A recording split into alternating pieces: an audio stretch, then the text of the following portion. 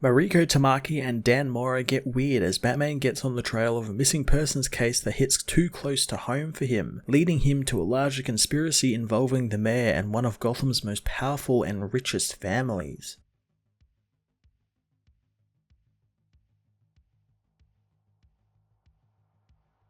Mariko Tamaki continues Batman's investigative missions and takes things in a weird and wonderful direction as Bruce is given a case that even he is stumped by. I quite enjoy Batman not knowing anything more than us the readers and being caught a little off guard by how events are unfolding around him, tying nicely into the larger plot with Mayor Nakano and the Magistrate and where Gotham's rich and powerful fall on the scales of justice. Nakano also continues down a path I'm sure many mayors of Gotham have gone, in that he's trying to make connections with powerful people in the city, and in doing so, he owes them favors. Something we know he was pretty much against when he first started out, so I'm liking this kind of fall from grace from Nakano being this kind of white knight the city needed to the city actually corrupting him from within. The book also takes a more horror turn this issue, and it's very welcome, and I'm looking forward to seeing Batman dealing with possible zombies or something like that. Dan Mora also continues his wonderful gritty artwork, utilising Jordi Belair's brilliant colours very well, especially in the sewer tunnel scenes with everything being lit by Batman's little bat torch, really selling the horror aspect and casting large shadows over everything and making everything look dark and dingy. Detective Comics issue 1035 was a great swerve in the classic Detective Batman stories, adding in some interesting horror flares while also beginning to connect stuff up to the larger Magistrate stories and the other goings-on in Gotham. I'm going to give this issue a 9.5 out of 10.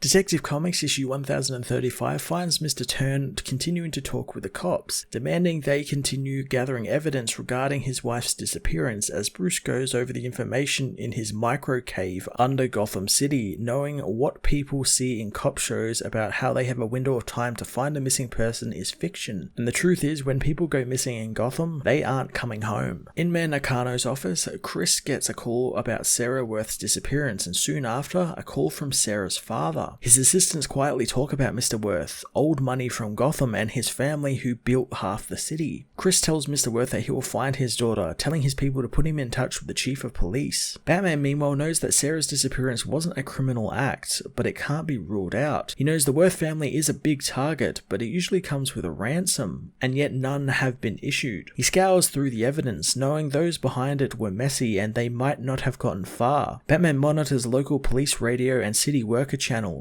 soon finding word of a manhole that was been tampered with nearby. Heading into the sewer, Batman knows that he picked the townhouse in Fort Grave to live in because he could connect it to the garage and these tunnels, something that was only on the old Gotham blueprints, and these tunnels run beneath the entire city. Continuing down the dark tunnels, Bruce knows that Sarah was taken between 3 and 6:30 am, and he knows whomever took her didn't use a getaway vehicle since none of the building's cameras caught it, so the tunnels were the fastest way to move someone. Unfortunately though, Batman soon finds the body of Sarah Worth as the police soon find blood traces near the manhole, prompting the chief of police to send all his men down. Batman looks over the woman's corpse, wondering why she was chosen and why the tunnels were chosen since they are hidden, but not hidden to those looking like him, knowing the cops will soon find them as well. The cops do indeed approach, and Batman knows that Nakano and the chief are marshalling resources for Mr. Worth's family. The cops soon spot Batman, firing on him, causing Bruce to escape down the tunnel, knowing the cops are ruining the crime scene all in the name of capturing a vigilante threat. One cop manages to hit Batman in the arm, but another bullet ricochets off the tunnel wall, hitting a cop in the shoulder. Batman soon comes to the tunnel's end, grappling out of the tunnels and trapping the cops with a net, as the chief of police confirms to Nakano that they have Sarah's body and that Batman was in the tunnels as well, and he injured one of their officers in the chase before he escaped. Nakano knows that Batman is connected to this somehow, as later on, Sarah Worth's funeral is held, with hundreds in attendance. Bruce is there, knowing the funeral is happening without a body since it's still under investigation, but the service is a way for friends to show the family some support. And in a city where showing up to a funeral and galas helps in the politics, it's not that bad either. Bruce talks with Mrs. Donovan, knowing knowing funerals are good for crowds, knowing despite meeting Sarah once, a tragedy is a tragedy. The giant Mr. Worth takes to the stand, saying someone took his daughter and until he knows who it is, he has no words of mourning or words about loss. He screams that nothing is right until he has his justice, making Sam leave his wife's service in tears, and Bruce chases after, not knowing where the man went. Later at the wake, Bruce mulls over how Sarah's murder was the 10th in the last 2 months,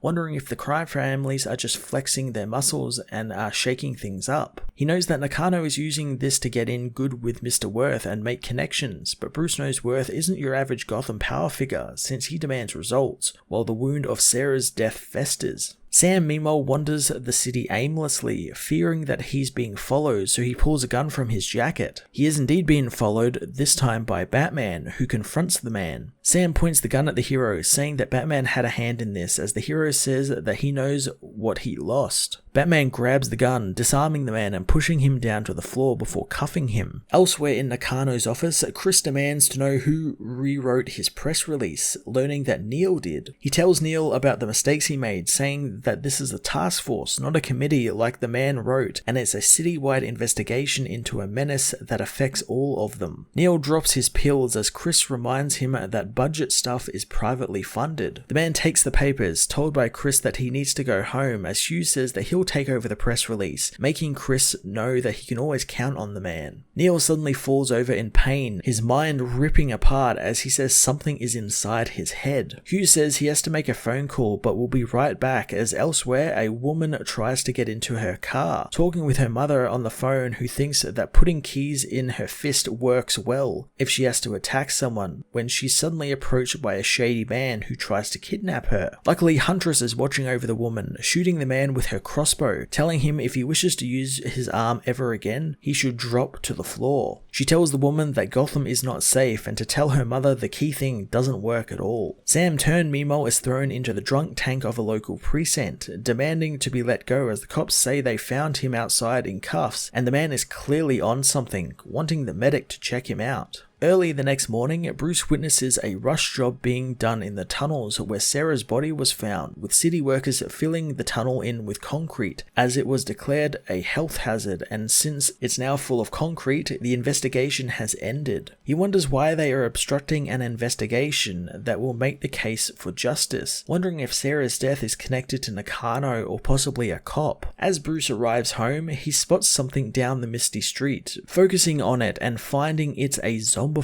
Sarah Worth.